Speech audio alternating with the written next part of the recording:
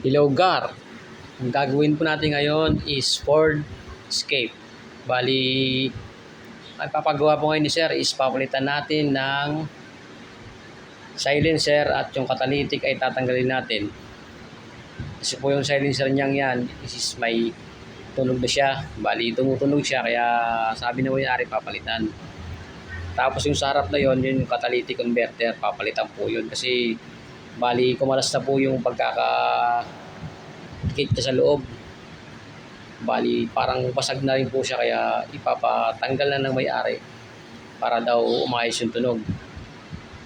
Kasi po sobrang ingay daw po, lalo pag maghatid siya ng anak niya, o pamangkin niya, rinig na rinig sa loob yung tunog. Akala mo may kumakalas sa baba, kaya nag-worry yung may-ari. Kaya po ngayon tinatanggal na. Bali, nakating na po yan kanina eh. Hindi ko lang po na-videoan. Yan. Binabaklas na po ng kasama natin para maalis na yan.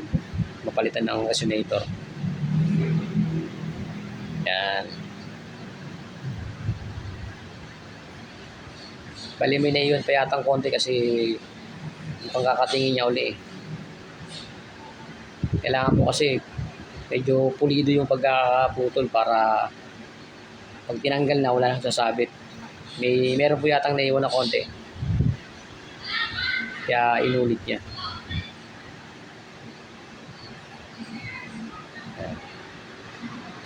Katapos niyan, bali yung papalit po dyan is resonator. Ito yung papalit. Bali 2 inch po yung ano niya, inlet tsaka outlet. Kasi malaki po yung ano eh, yung inlet tsaka outlet itong stock niya. Yan po yung reson ipapalit natin. Bali 2.5 po yan na stainless. 304 po yung materialis natin. Yan. Siya po yung muffler na stainless din po. Bali size po yan 2.5 po yung inlet, 2.5 po yung outlet. Tapos yung haba niya is 20 inches.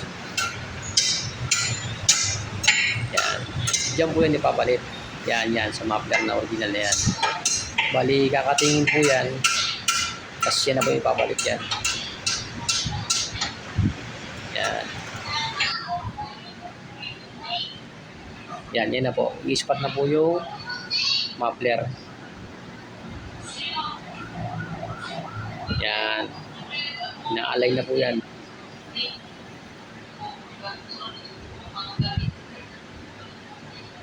Yan. Didiretso na po ko lang kasama ko tirner para tapos daw yata ng maaga, nagmamadali. Tinakin niya na pala kanina, hindi ko lang na-videoan. Yan. Bali diretso na po yan. Yun. O, nakaset na rin po yung isa.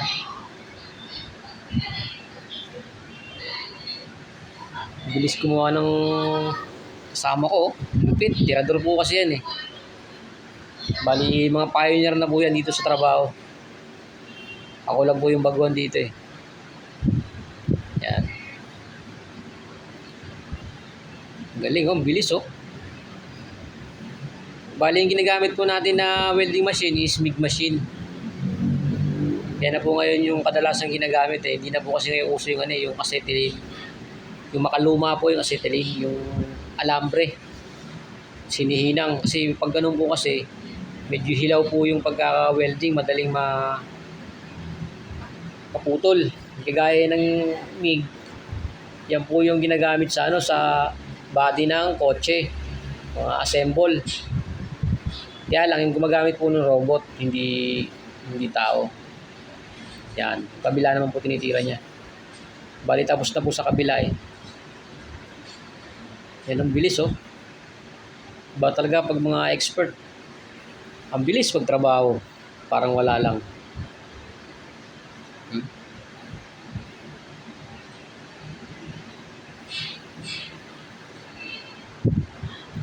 Pinaplangkitahan pa oh. Para daw maganda yung pagkaka-welding. Yan.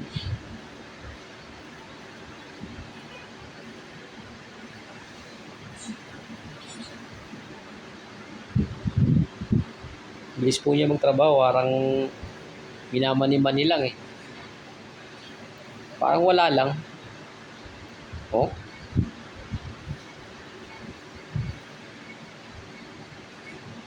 O kabila naman, taas. Ganun pala yung style para mabilis. Hinuhuli yung taas.